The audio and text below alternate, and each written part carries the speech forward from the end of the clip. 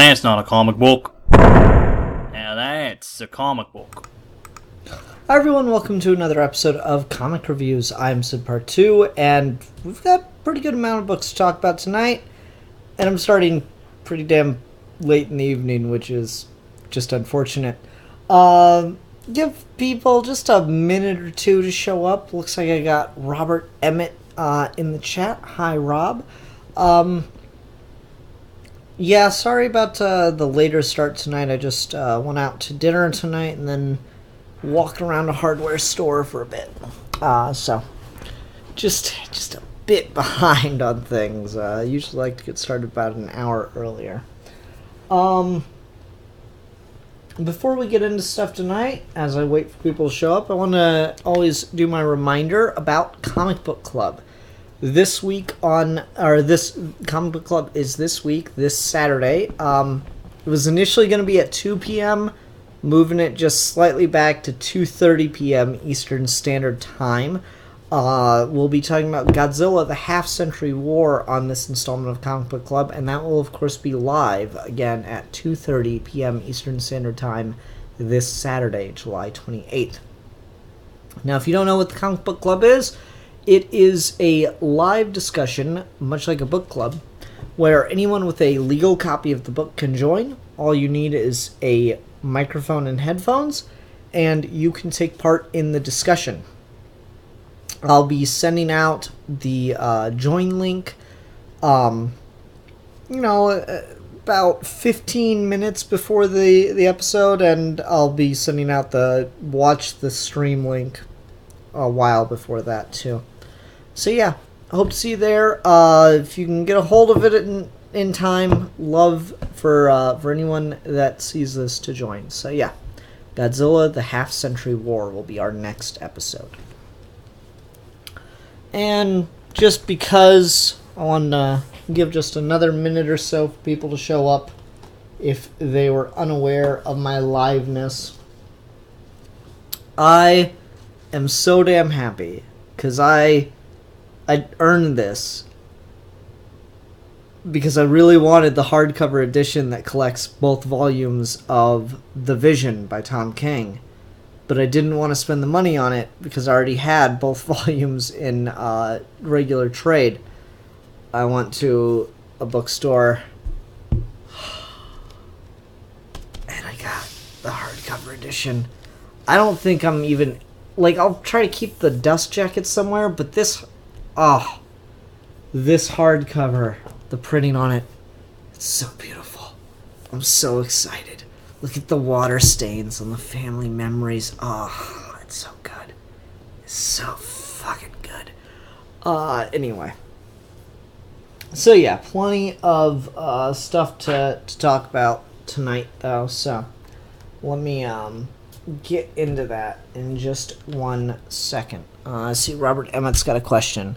Ian, I have a question about Comic Book Club. Would new Star Wars comics be considered third party due to not being part of Marvel proper, or on technically like Vertigo is with DC? I hadn't really thought about it that much. I definitely thought about just putting those in and do I do it in Marvel Week, because they are definitely officially Marvel published. I may lump the new Star Wars into the next third-party video. I don't know, we'll talk about that next time I'm doing Comic Book Club.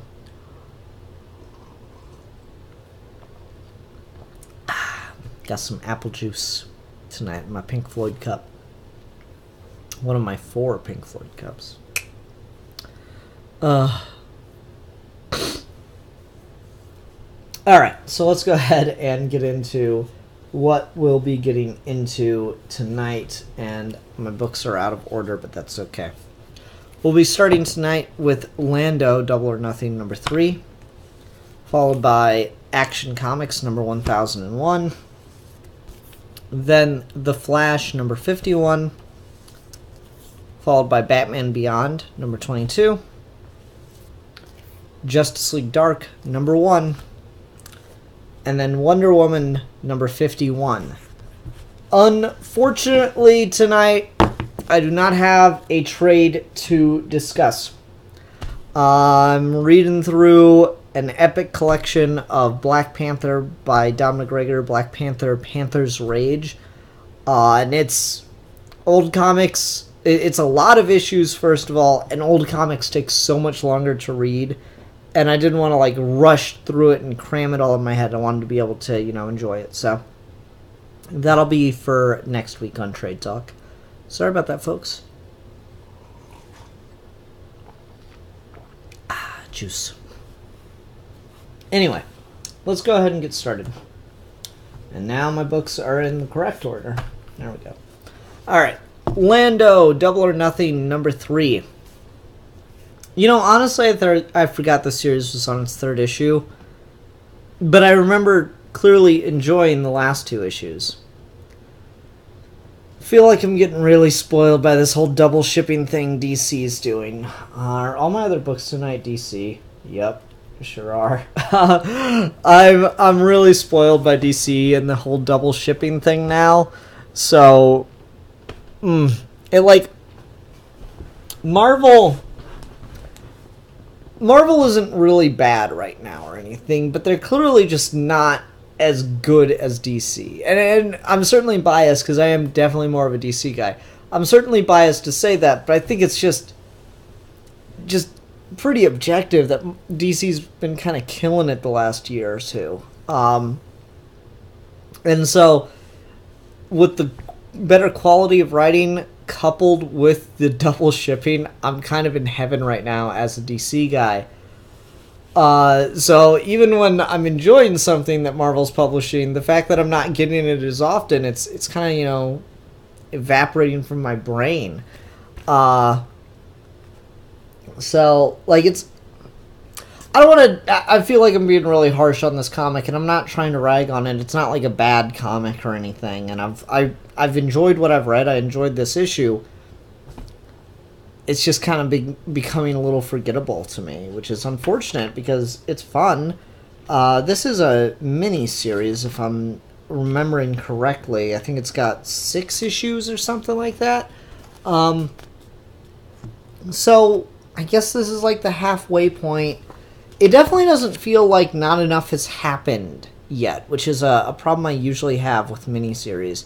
I feel like we're getting a really good natural progression of plot, and like there's a lot that happens in this issue. I usually do some kind of synopsis, and I really don't feel like I can in a reasonable way because so much of what happens here, there's so much that happens and so much of it is really context dependent that if I just say something like Lando wins a gladiatorial competition, like, it's without the context that doesn't really mean anything.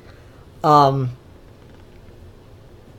like, things are kind of going wrong, and he's kind of got to think on his feet and get out of it, which is a very, Lando Calrissian thing to do. So, that's kind of working. He's a smartass, and it's super enjoyable to read his dialogue because of that.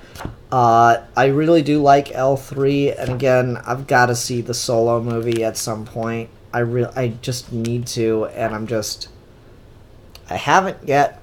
And take my Star Wars nerd card away. I don't know.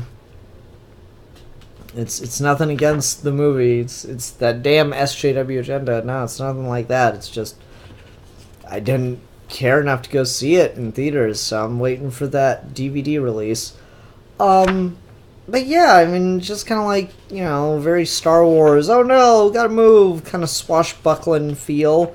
Lando uses a sword, because as I mentioned, he fights in a gladiatorial competition. Kind of get that whole sense of everyone knows that Lando's betrayed them, and his past coming back to haunt him, and yada yada yada. Just a lot of shit's going down. The next issue looks like mechanical spiders are going to attack. It's just fun. It's enjoyable. It feels like a Star Wars book, which is cool.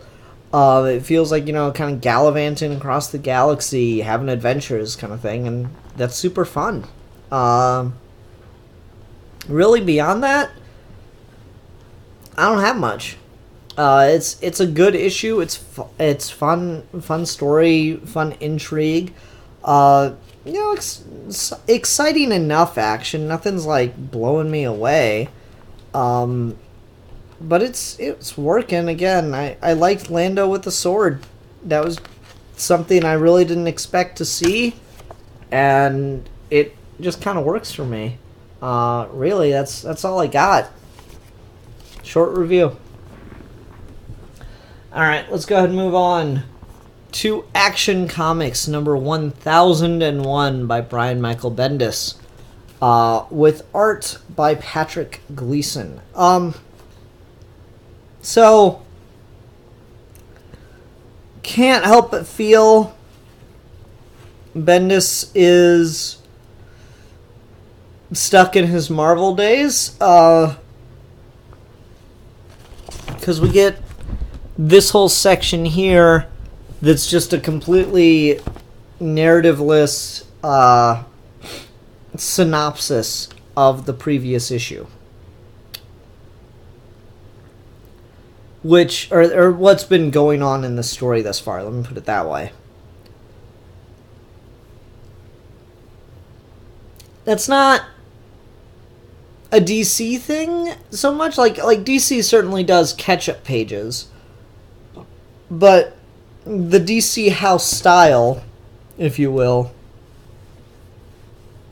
tends to be to just integrate those details of what's been happening so far in at the beginning of the story for the issue. Like, they'll either have someone explain it real quick or whatever. That's just how that usually works. I'll go straight to this Batman Beyond comic, since Dan Jurgens very much writes in the DC style.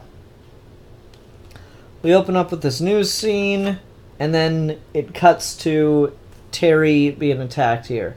Gotham has gone crazy. The whole city wants me dead. Not just the Jokers, normal everyday people from every possible walk of life. They hate me, all of them, even my friends, Barbara Gordon included. There, you've got the context of what's going on. It's not a full context. This gives a lot more context here, but it's a very noticeable break in house style. So it's kind of interesting to see that blending over, and I don't know how much he plans to keep that. Again, I've definitely got a bias since I'm more of a DC guy, but I really do prefer this whole thing of like, just integrated into the story, preferably in a way that doesn't make reading it collected together monotonous. Like the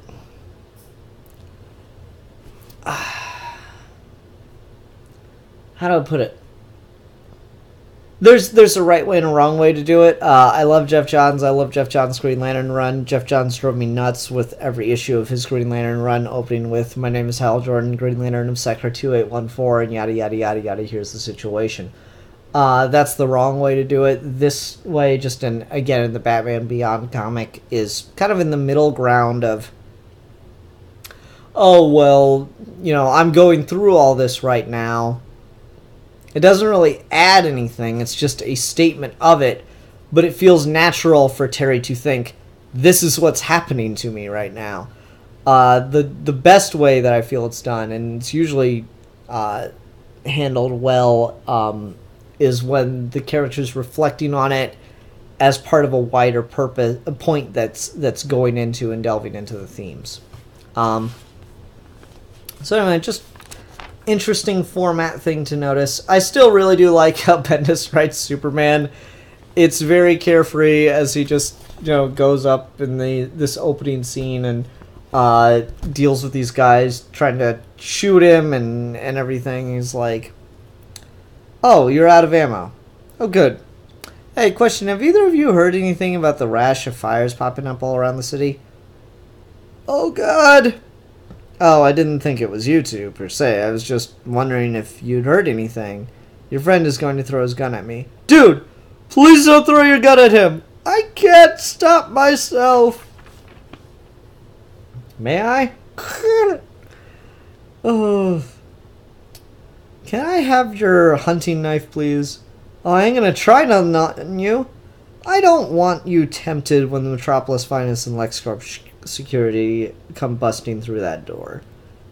Crushes the knife in his hands. It's just really fun Superman writing. He's like, hey, he's got this sense of manner and politeness to him, and that's really endearing. And it's just the situation you put him in when people are like shooting at him and they have like weapons and stuff, and he's like, oh, you're gonna throw your gun at me now. I can't help myself. It's just in this like situation. I don't know. It's fun. It's definitely very endearing Superman writing, in my opinion.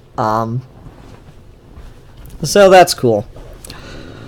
Oh, what else happens in this? The big reveal at the end of the Man of Steel thing was that a kid came and told the fire chief that Superman was the one lighting the fires. The kid said it was he found out about it. So once Superman finds out about this through Clark Kent, he goes and just tracks down which kid it is, and is able to quickly deduce and prove that the kid was lying. He was paid off to fib about Superman. And he's, there's this cute, pretty fun conversation about like, okay, well, you're going to have to make up for that. So I want you to volunteer at the local food bank every night after school for 1 week. Or we can do what your mother suggested I have you do. It's like, no, I'll do it. That's cute, that's fun. Again, that feels very genuine. It feels very Superman. The only hint he gets about this is a bald guy paid the kid off to do it. Meanwhile, Clark is at work dealing with a bunch of crap from Trish about why Lois is not around. So that's all well and good, and the intrigue around Jor-El continues. And then we get the really interesting thing, which is a meeting inside a tank. A crime boss in Metropolis hosts a meeting of other gang leaders inside a metal tank so that their conversation will not travel outside of the tank to be overheard by Superman, and he can't see through the tank to eavesdrop on them. It's pretty clever. Like, that's what the Metropolis Underground would have to do. And then it takes one hell of a turn when this shit happens to one of the crime bosses, and they get, I think, melted by this character named Cloud. From what I can tell, the Red Cloud. From what I can tell, Cloud is going to be like a smoke or magma-based supervillain. And yeah, they have a pretty good sense of control and fear over these crime bosses, and the whole idea of the crime bosses is to make sure Superman never even knows that they exist. Which makes this cover really interesting, because it says, as Metropolis burns, only one hero can save it. Clark Kent. That's interesting. I like the way that plays, because they're taking all these measures, the crime lords of Metropolis are taking all these measures to avoid Superman's detection, but not Clark Kent's. So I like the idea that Bendis is playing with of having Clark Kent be more of a central role to the story. That's cool. That's good stuff. Gleason's on art here, and I don't hate it, but I certainly don't love it in spots. The proportions feel really weird to me. Like, Clark just looks really odd in these panels. Like, he looks a lot bigger than everyone, and Doesn't really look like he's slouching. Doesn't have the right body language to me. For Clark Kent. Oops, and I just got my comic wet. Go me. It just... I'm not digging it. I'm just not digging it is all it comes down to. It's not bad per se or anything like that. It's just not working for me. The Superman stuff looks a lot better though, I think. You know, that's pretty good. And I like the scene where he's like here, even in some of the Superman stuff, some of the proportions look weird to me. He looks too bulky. I'm not, and I like bulky Superman as much as the next guy, but I don't know. Too bulky becomes a thing. This page looks pretty good. I like the way that he did the Superman catching all these bullets. So yeah, pretty good issue. Excited to see how the rest of this run goes. Bendis doing some interesting work here. It's got me intrigued, if nothing else. How's it going in the live comments?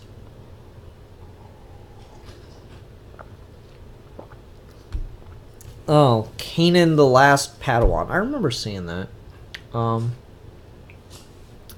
World's Finest has never thought about how Marvel and DC deal with the catch-up for new readers.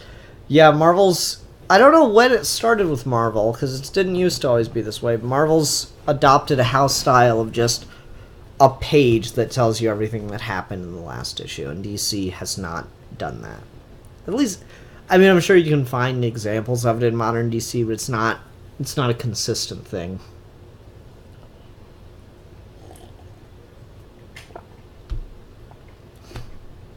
Ugh.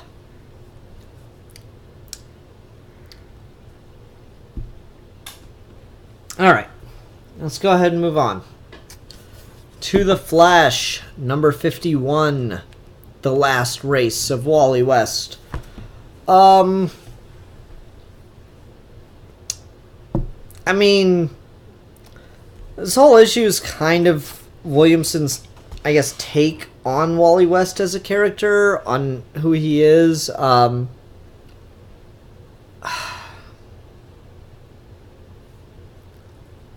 What made him a good Flash and whatnot. It's interesting enough, I guess. It's a cool insight to see that's what Williamson thinks of him and what he thinks of these relationships and how the events of the Flash War have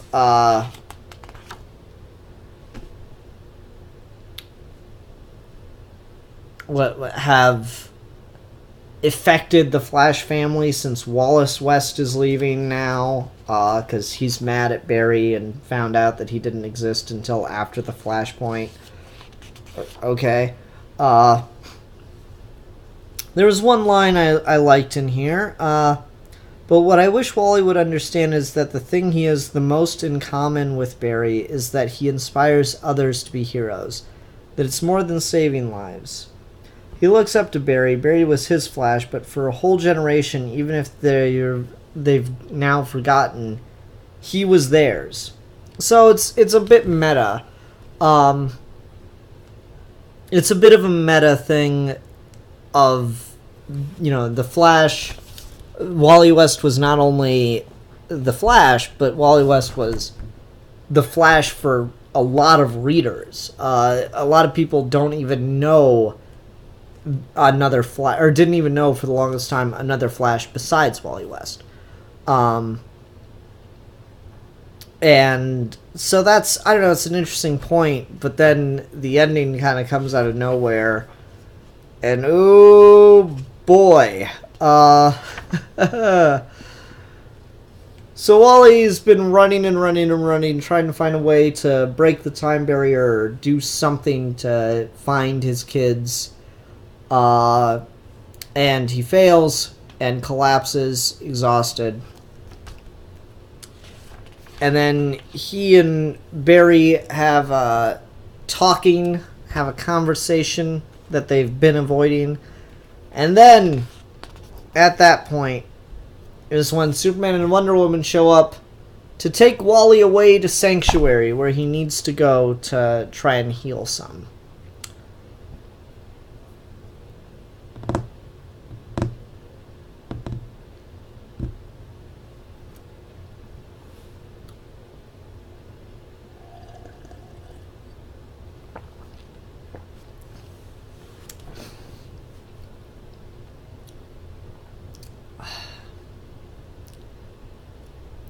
Is Wally West going to be the one to die?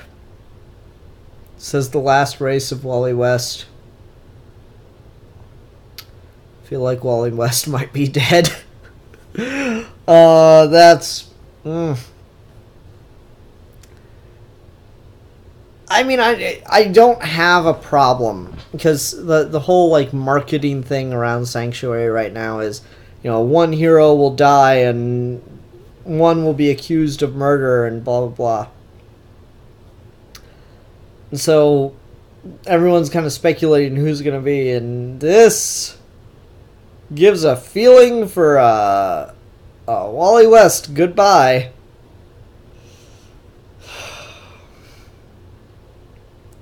Which is disappointing, because this is not the worst kind of send-off or goodbye or tragic issue for Wally West, but certainly not the best. Anyway.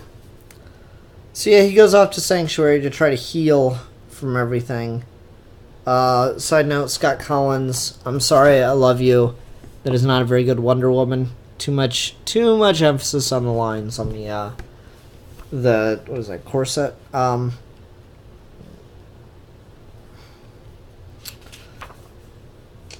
Anyway, then we get a conclusion of Barry and Batman talking about when someone will need to send them off to Sanctuary. When is it going to be too much for them? When is it going to be our last race? It's intriguing. Definitely intriguing. Definitely got me wondering how it's going to go. Ultimately, I don't know.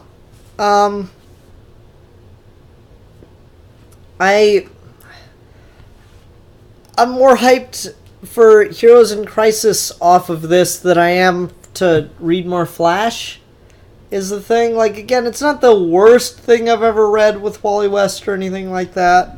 Not that I've read a ton. It's just not particularly interesting. It just doesn't really work for me, is all it's coming down to. I'm just kind of reading it, I'm like, yeah, it's alright. It's serviceable. Not really hitting for me in any big way. Kind of what I come down to on it. Ugh.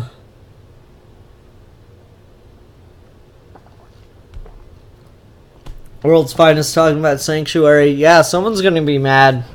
Heroes in Crisis is gonna piss somebody off. Like, people are already mad about it, and it hasn't even come out yet. All they've seen is the first cover and a fucking like shitty marketing campaign.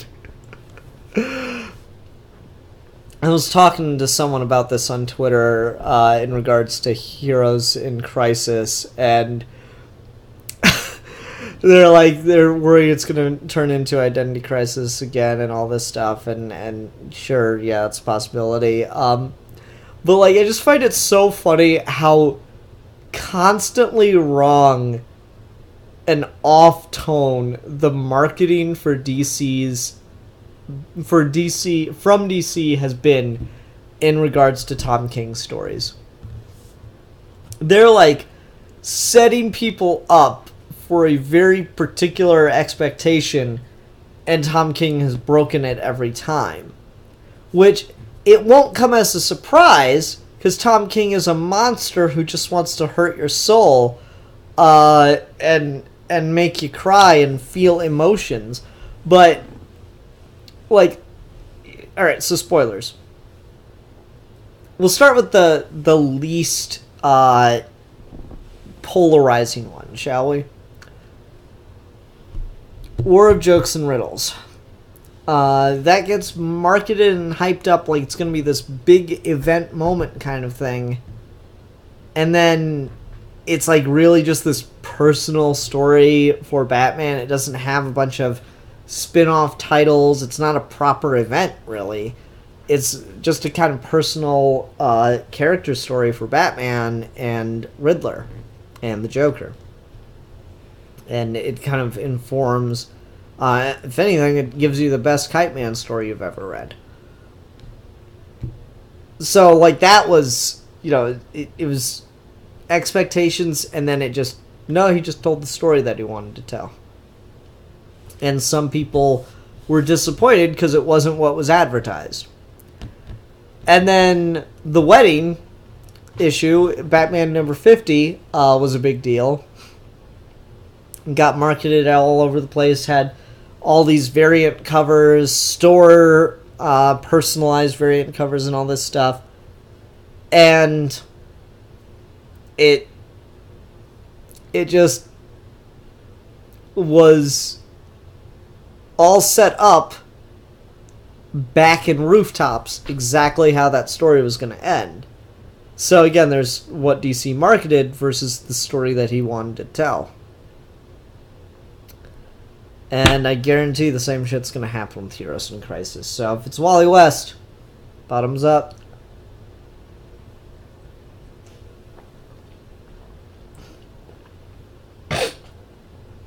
Alrighty. Let's go ahead and move on to Batman Beyond, number 22. The all-new Scarecrow strikes. So I was right. Turns out it's Scarecrow behind the Alexas of the future, poisoning Gotham City to make it afraid of Batman. So yeah, Terry's getting mobbed and shit. Everyone hates Batman. And Bruce, the only possible solution is to send Matt out in the Robin costume. The newly updated and modified Robin costume. Because the last one we saw for the Robin Beyond costume was a prototype. So now here it is. The full-on Robin costume. It's alright. Honestly, I missed the glowy thing.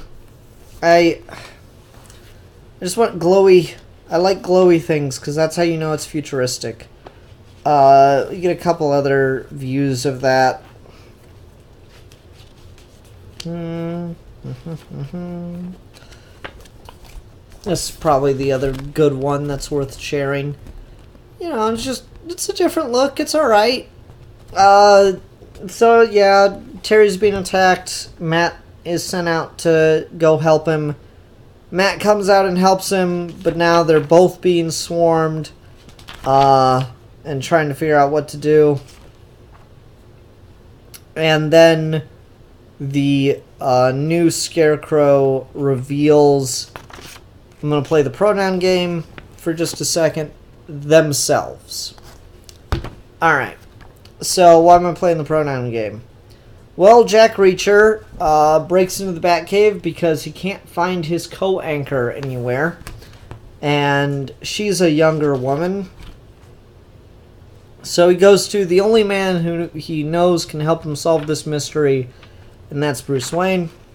And so Bruce pulls up some stuff that he was doing back when he was Batman. And is like, yeah, I remember that name. I'm not sure why. I think I ran into her father once, and I beat the shit out of him and his gang friends because they had guns, and that brings out the worst in me. I mean, it's a pretty brutal-ass scene here. Snaps a guy's arm so the bone breaks the skin, and then breaks it more and punches him in the throat. That's some pretty brutal Batmaning right there. And then they go ahead and they enhance the video files from that night and they see that there was a little girl there who was the daughter of the man who got his fucking arm broken in half. And so, of course, she grew up to see Batman as a monster. And that's why we've got probably what's going to end up being this female Scarecrow of the future who wants everyone to hate Batman and see him as the monster he really is as much as she does. I'm not sure really the significance of the little girl. But I'm pretty sure that's going to be it. We don't get confirmation, but I know Jan Jurgens, and he doesn't really pull many surprises. He leaves too much setup to pull off much of a surprise when it comes down to anything. So yeah, I'm going to preface this by saying I don't think Dan Jurgens is smart enough to realize what he's doing here, but I do like it. So maybe he deserves more credit than I'm willing to give him. Or maybe he just stumbled onto something that I really enjoy. We see Bruce Wayne brutalize the fuck out of some criminals. And you know what brutalizing the fuck out of people gives you? More criminals. Years later. It's not often that I'll do this, but Donald Rumsfeld, George W. Bush's Secretary of State, had a really, really good argument against the use of drones, of all things. Obama, huge drone user, and that's what kind of makes him a bit of a fucking horrible person. And Rumsfeld, like, the Bush administration had the technology to do as many drone strikes as it wanted. They just didn't. And part of that was Rumsfeld's influence, at least in the early days before he was fired. Rumsfeld said, yeah, we might, using a drone strike, we might be lucky enough to hit our target and kill them. But what we are guaranteed every time we use a drone strike is that we will kill someone innocent. There's almost a guarantee that someone innocent will die as collateral damage in a drone strike. Because in order to kill someone, you kind of have to take the whole building down if there's one innocent person in the building. There you go. So, a drone strike is likely to, possibly will kill the person you want it to kill. It is likely to kill someone innocent in the process. And that innocent person has family, and so you've now inspired people to fight you because you killed their innocent family member. So you're creating more enemies than you are than you're taking care of. And I tend to think of that when I see like the brutal, like dark and grim and Frank Miller-ish Batman that likes to snap people's arms in half and just gets really down and dirty. Is, these guys have families. And yeah, if someone's, kidnapping children or what the hell ever else that, like, most dark and disgusting crime you can imagine for a Batman film or story. Yeah, there's part of you that thinks, yeah, fuck that guy. They kind of deserve that shit. But you don't think about the repercussions of that action. Do they learn anything? Does it encourage others? And so, kind of the premise of Batman Beyond, that, again, I don't even think Bruce Timm and Paul Dini we're necessarily thinking of. Kind of the premise of Batman Beyond is that Bruce Wayne failed, but not in the way he was expecting to fail. Like when Bruce Wayne, as an 8-year-old child, takes the oath and promises to war on all criminals, at some point in his life, he comes to the realization that he is going to lose that fight. But he thinks the way he's going to lose that fight is because he's going to die before it can happen. He thinks that some criminal, some punk with a gun, or some super criminal with a master plan is going to kill him before he can succeed at getting rid of crime. Batman Beyond showed that he failed in a much more profound way, which is, not only did he not get rid of crime, not only did he not get to die a hero, he had to see everything get worse. As tragic, like, you know, we've seen some pretty apocalyptic futures, but like to have the Joker have more of an influence on the future of Gotham than Batman ever did is one of the most profoundly depressing things ever. When you really get down to it, that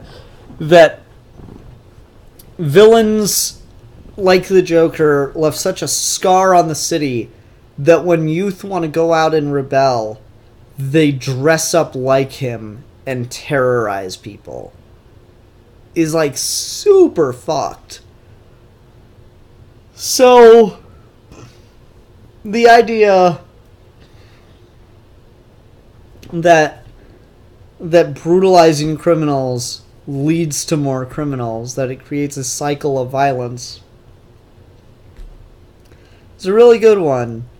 And so Terry being a very different Batman than Batman, I think kind of creates an interesting dynamic.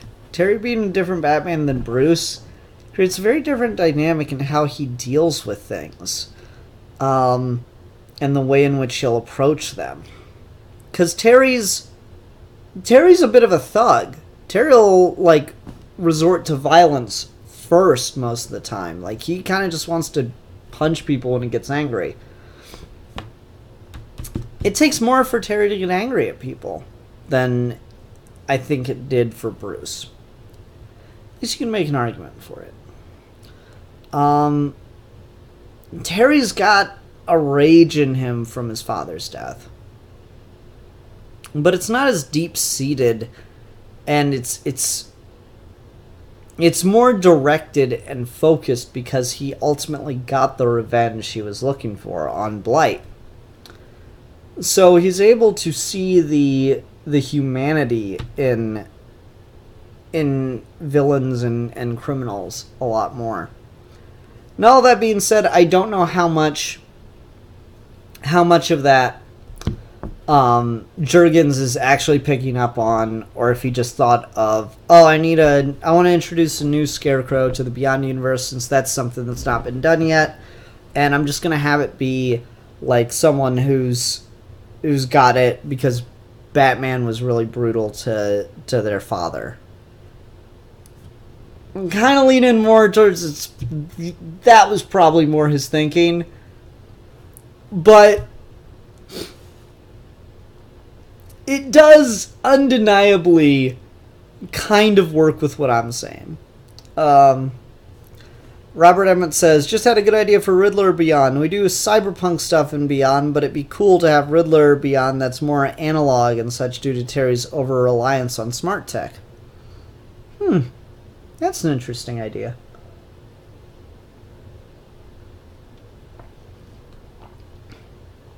I could see it. Alright. You know, pretty good issue, though. Fun. I like the Scarecrow design quite a bit. Scarecrow rarely ever looks scary. This is actually kind of working. Maybe a little too Halloween costumey, but, you know, reasonable enough. Though I do miss the Freddy Krueger needle hands that we've been going for more and more over the years, since the Arkham Asylum game.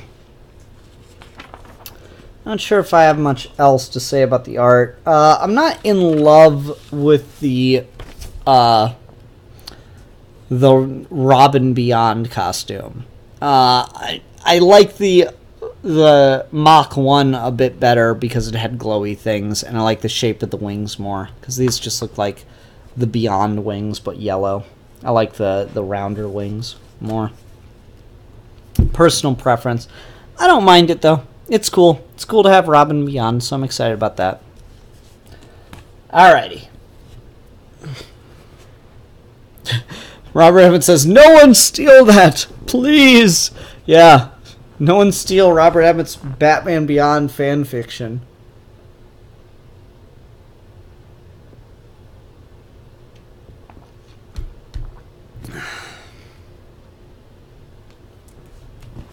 Alright, let's go ahead and move on to Justice League Dark #1. I'm excited for this, guys. This is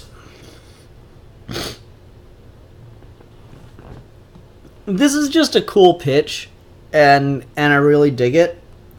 So we've got a Justice League Dark team that consists of Wonder Woman, Zatanna, Swamp Thing, Detective Chimp, and Man-Bat. And it's a really interesting lineup. Zatanna makes perfect sense to be on the Justice League Dark. Same with Swamp Thing, really. He's a little suspect on the whole moral compass thing, but enough people write him a certain way that he fits there.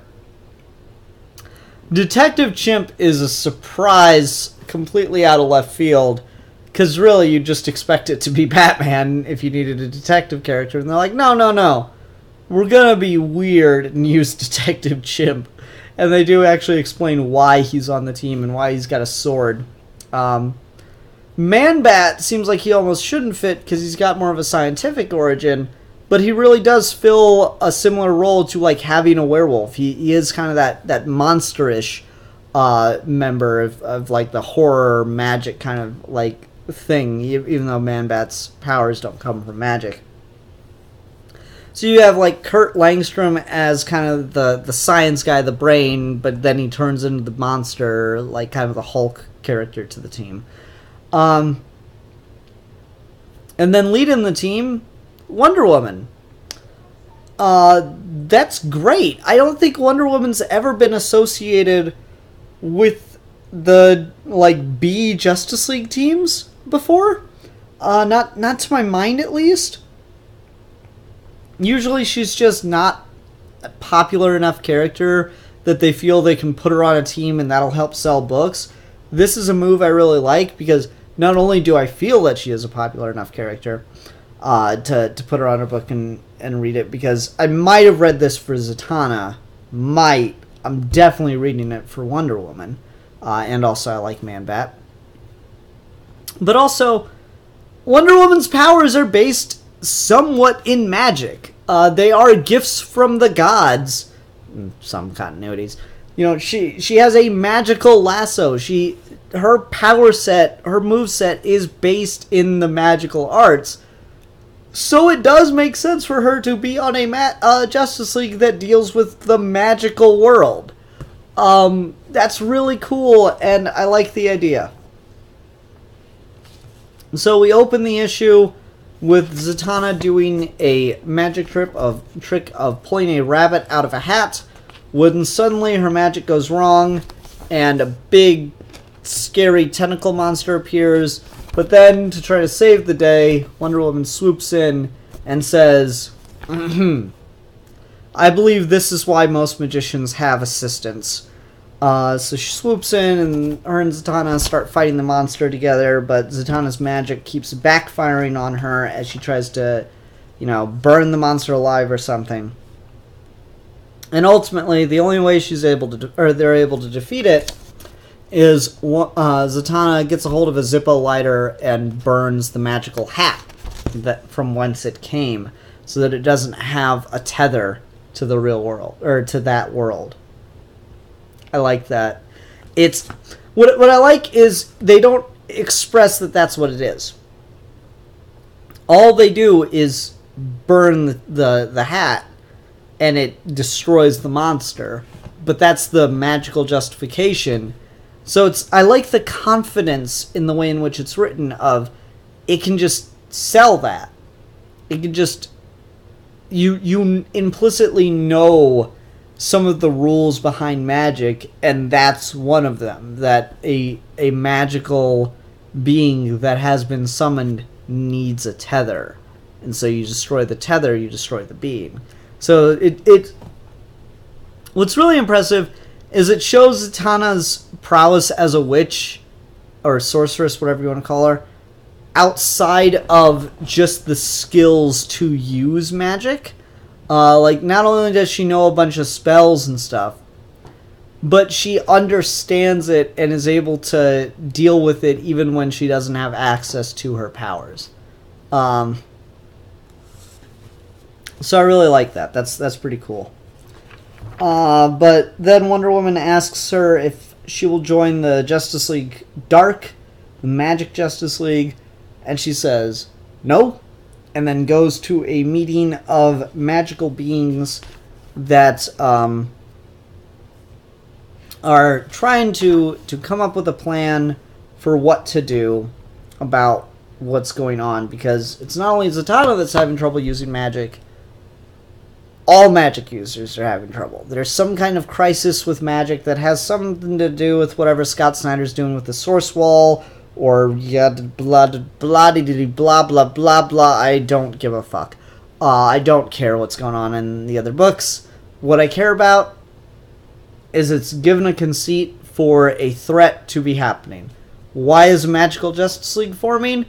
Because the magical world is snapping back and having negative effects on the normal world. And so people are dying because magic use isn't working properly. I like it.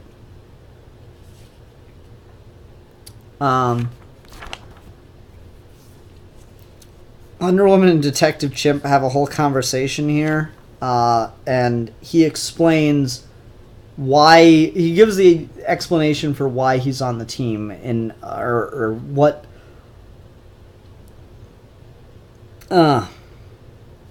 you have a magical realm to protect. They weren't thrilled when a talking monkey showed up, let's put it that way. It's a great feeling drinking in the spot where your best friend died with a literal sword of responsibility hanging over your head. So yeah, Magical Chimp, or Detective Chimp, is running, what's the name of the bar? The Oblivion Bar. Detective Chimp is running the Oblivion Bar, which exists, somewhere to the left of reality sits a pocket dimension inside of which there is a bar. So there's this bar outside of time and space where magical people and creatures come to drink, and now it has fallen into the possession of Detective Chimp because Jim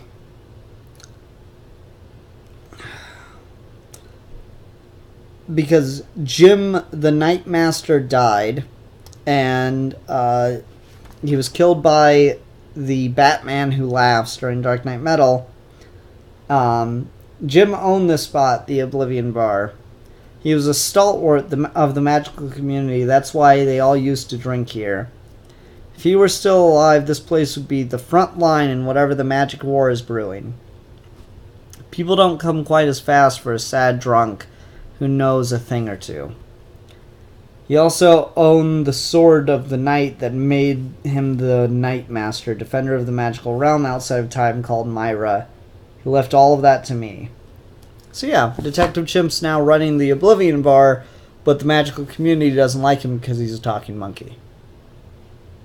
And that's why he's on Justice League Dark, is because Wonder Woman's the only person willing to talk to him. He's like, alright, well, you got a murdery mystery on your hands, then I'll be Detective Chimp for nothing. So I love the justification for why we're getting Detective Chimp on the team, and it works. It's a good way to get a detective on the team who's not Batman. I appreciate that. Zatanna gets into a whole thing with Swamp Thing. Kurt Langstrom showing off the creepy dead bodies of people of magic users that have been killed by their own magic. Zatanna gets into a whole thing with Swamp Thing about the Tree of Wonder, which I think is a Dark Knight's metal thing. I don't know, and again, I don't care. And Zatanna gets to talk to Zatara, who warns her of the coming of bad thingy things. And she gets a glimpse of this otherworldly force from beyond time and space who is coming to devour the universe. So yay! Evil, otherworldly space magician. I like it.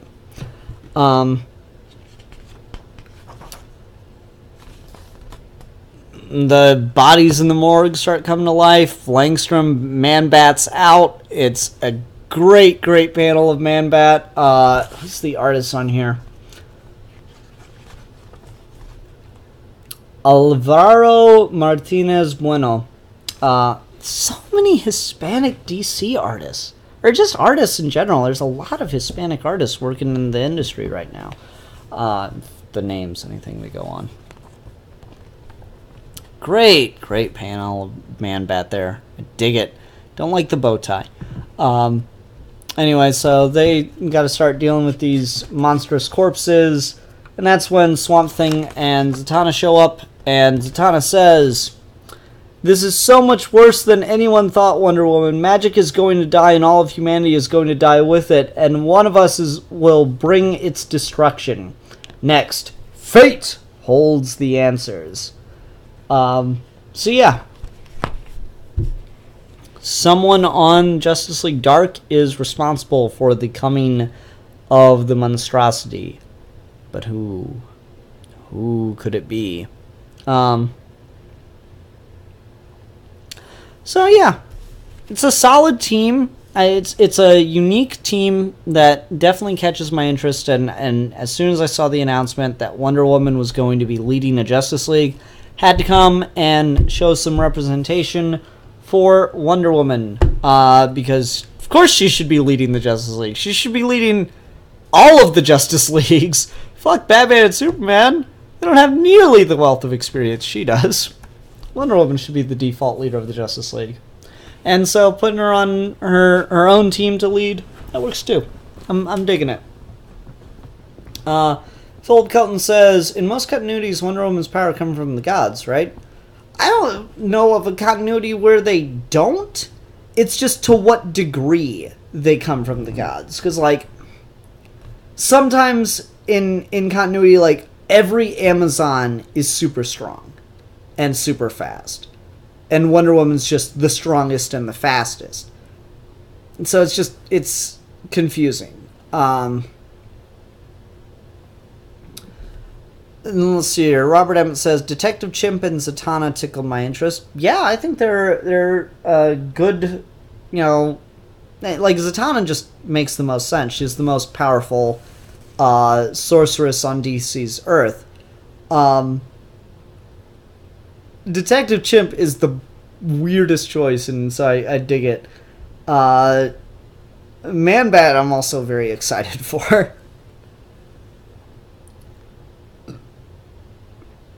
Philip Kelton says, nah, Martian Manhunter should be the leader of the Justice League. Nah, I don't see him as the leader type. I see him as a good coordinator.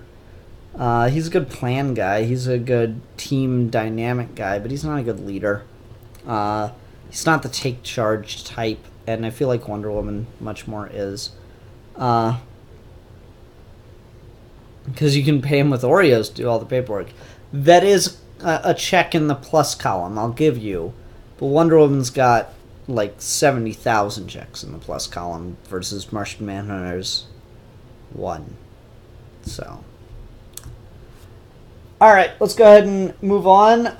Concluding also with Wonder Woman tonight, because we're talking about Wonder Woman number 51. Guys, it's been months.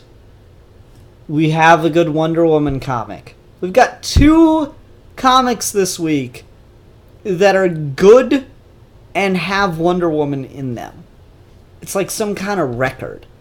Oh, man. That feels so good. It's been a while. Steve Orlando is only going to be on the book for a short time.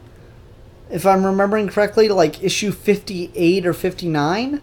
And it looks like he's going to be doing what I really hoped he'd be doing, since he's only going to be on for a couple issues. I think Steve Orlando's going to do one-shot Wonder Woman stories. Just one-and-done issues. Because that's what this is. And that really excites me. Oh, I am so pleased for that. So this is a reasonable standalone issue, though, like, it's predicated on something that happened back in Rucka's run, but it was kind of like a one-off moment, and this tells you everything you need to know, to the point where there's an editor's note down here that tells you where it's placed in Rucka's run. It doesn't really matter. You could read this and have not read Rucka's run at all, and if that note wasn't there, it wouldn't matter at all. You wouldn't know, and you wouldn't feel like you're missing anything. You would just feel like, okay, yeah, we're seeing Wonder Woman meet this character who has superpowers and was a villain of hers. And so we open a few months ago in Georgetown as Wonder Woman is shot by this supervillain. And then we flip and it says Slabside Prison, Antarctica, now. And we have the first meeting, or the first visit that Wonder Woman makes to this prison to see this woman who shot her. And they have a conversation, and Wonder Woman offers the olive branch of forgiveness to try to learn and grow with her. And then we get the second visit, where Wonder Woman tries to walk into the cell and have a conversation with her, and it goes wrong over and over and over again, all the way until the 7th visit, when they're finally able to sit down and talk. And the girl says, I don't want your pity. I spent my life daring death to take me, fighting the narrative my blood gave me. She's a hemophiliac. You're an Amazon warrior. You've battled Darkseid and Tartarus. You treat me like everyone else does. I'm not angry you fought me, Diana. I'm insulted you put me here, that you think I'm so weak. I didn't deserve a warrior's death. And Diana's reaction is, by the goddess, this is all you know. You have no lens for good intent. Just kind of, Wonder Woman is just shocked by the idea that she can't, that this woman cannot see these attempts at forgiveness and growing as anything else but like disrespect and thinking of someone as weak. Really like that. The relationship continues to develop. It jumps a whole year in the future, and Wonder Woman is wearing a different costume.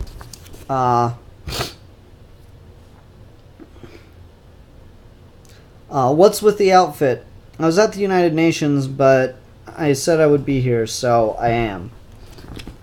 I like Wonder Woman's costume quite a bit. It's a neat costume change for her, and this is like her diplomatic attire, apparently. So they continue to talk, continue to grow closer. We get another time jump, 2 years from now, where Wonder Woman's wearing yet another different outfit that I don't like as much, but, you know, I can dig it. Then we get the flashback, or we get flash forward even more. We go from the 18th, which is 2 years, to the 23rd, which is assuming, more years apart. I'm not sure. Where did that first appear? Because I know it's in Gail Simone's run, but I feel like... Is that in Kingdom Come? I can't fucking recall. Hold on a sec. The fucking big, giant suit of armor thing that Wonder Woman wears. Is that in Kingdom Come? I feel like it might be. Oh, Wonder Woman! God, Alex Ross, you are a beautiful man. Love you, Alex Ross. I love you so much. I know I've seen Wonder Woman in the big golden eagle statue thing done by Alex Ross, or someone very close to his style. So maybe I'm just not placing it correctly in my head. But I swear that's a thing. Anyone help me out on this one? Because I remember seeing it in Gail Simone's run, but that felt more like a callback or something. Oh.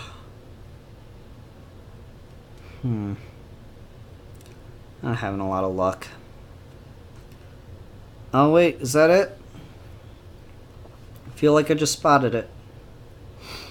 Yep, there it is. Okay, so I was right. It's in Kingdom Come. You got like a preview of it down there, where she's in this big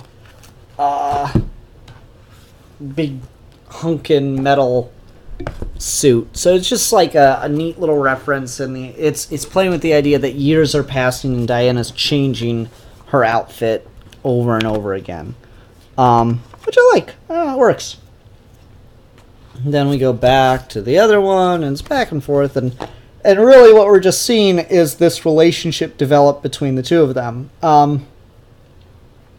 Like, it seems like there's, kind of like a back and forth here. These visits often felt like walking into a battle, Moon, on both sides, admittedly. But after our last talk, it's good to see that you're finally open to bettering yourself. Bettering? What? Slams her against the wall. I admit we're not totally different, and suddenly you think you can say whatever you want, regretting letting them return my powers, princess? No. After this long, Moon, I respect you, but I do not fear you. Respect? Damn it. I'm so sorry, Diana. Sorry it took so damn long, but I'm listening. It took only as long as it needed to. That's Wonder Woman. That is Wonder Woman right there. Ah, God, I'm tearing up. Steve Orlando, you killed it. That is the most Wonder Woman kind of thing right there. It's so about understanding the other side, about embracing and forgiving and allowing that. And it's inhuman. It's you fucking find images of Wonder Woman lifting a car above her head or punching Superman in the face, and yeah, it's all cool and grand and literally it's spectacular. But it's meant to be awesome. And I'm using that word not in the 90s kid way that I typically do. It's meant to be awesome in the way that it inspires awe. And it doesn't, because we see it so much. This is awe-inspiring.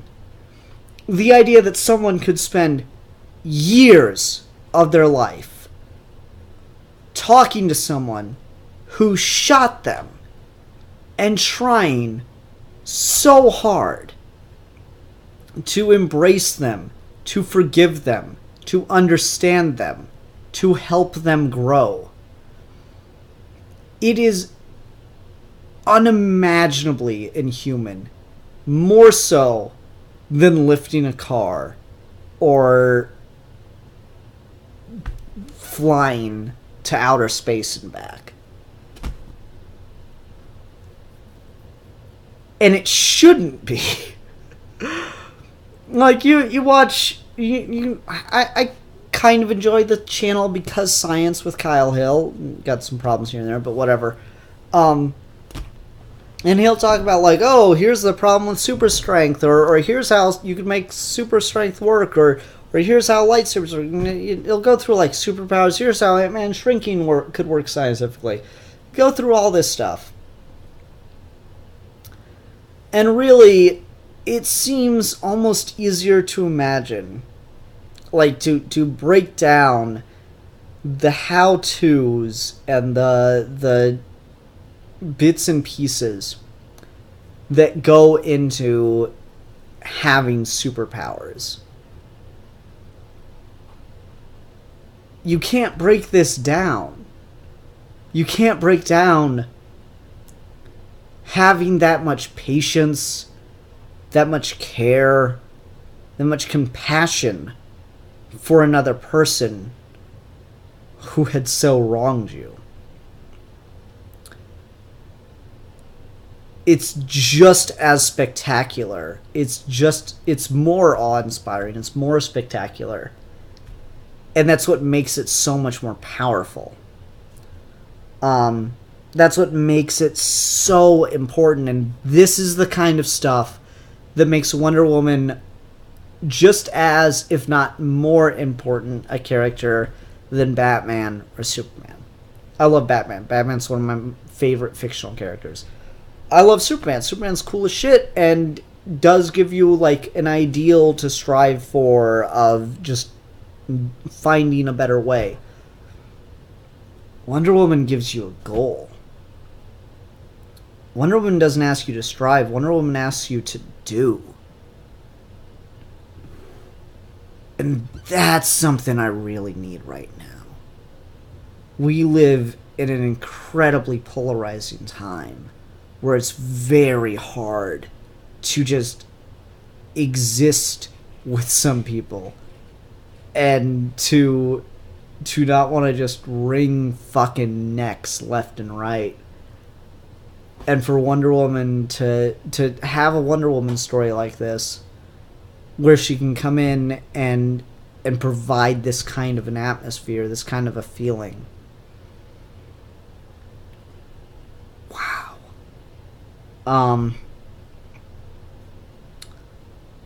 The rest of the story pretty much progresses from there.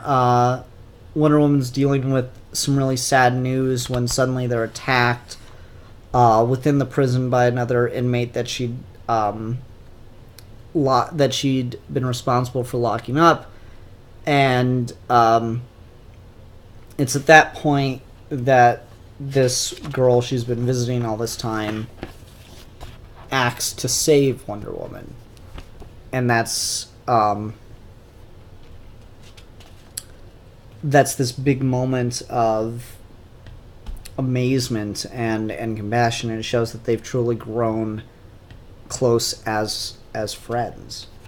And then when Moon Robinson is released from this prison, Wonder Woman handcuffed me, dumped me in the Arctic, spent years saying I could do better. Here for your victory lap? No, Moon. For a friend, and you know you can call me Diana. Picks her up from prison to take her home. Good job, Steve Orlando. Beautiful work. Beautiful story. Exactly the kind of thing we need right now. Very, very pleased with that.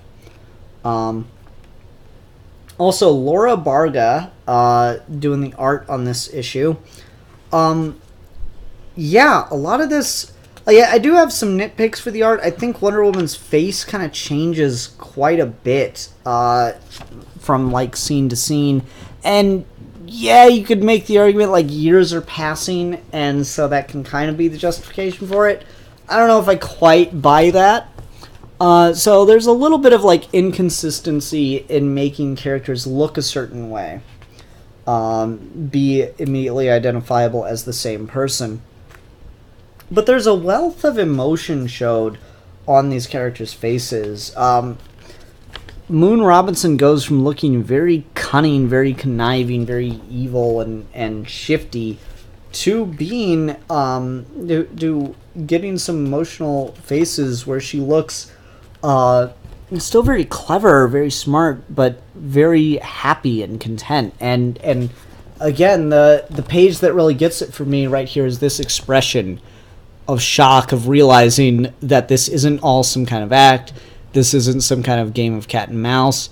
This is someone making a genuine attempt to extend an olive branch. And it took years to get through. But it took all the time it needed to. Absolutely fantastic issue. This is a great story that captures exactly what Wonder Woman is all about. And I love it for that. Really, really great job. Alrighty. I don't have a trade to talk about tonight. I was trying my best to get through Black Panther, Panther's Rage, but it's a big-ass collection, and it's a series from the 70s and 60s comics. Take fucking forever to read. The pacing in comics has changed drastically over the years, so they take a lot more work to read. I spend so much more time with the issues. Like, what was it? Tonight for the show,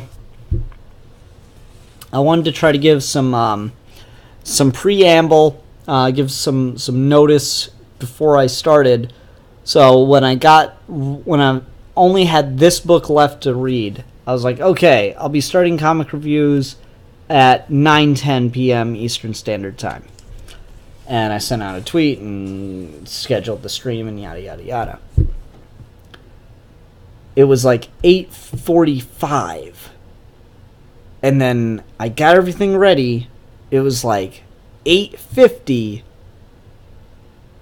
And I sat down to read the comic, and I was done by 8:58. Like, it's a good issue, it's fine. It's just the pacing of issues has changed so much. Whereas, like, I'll try to read, I was trying to read a couple issues of the Black Panther trade on my breaks at work, and I could get, like, halfway through an issue in 12 to 15 minutes. It was crazy.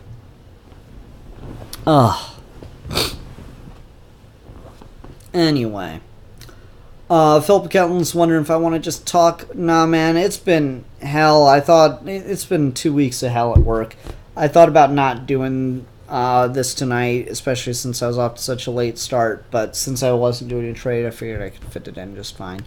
So, yeah.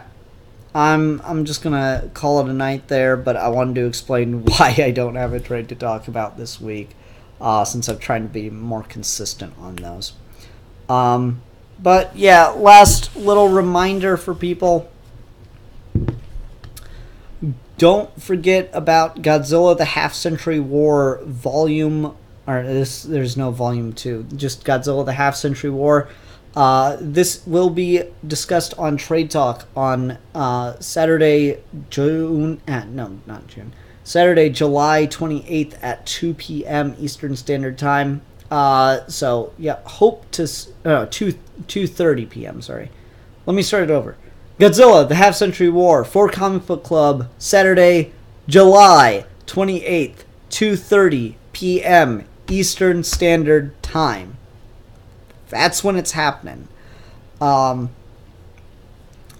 to see you there. All you need to do in order to join the comic book club is have a legal copy of the book, have a microphone and headphones, and an internet connection. And you can join a live discussion where we'll be discussing Godzilla: The Half-Century War. Hope to see you there. Hope we have a good time. All right. That's it, folks. Bye.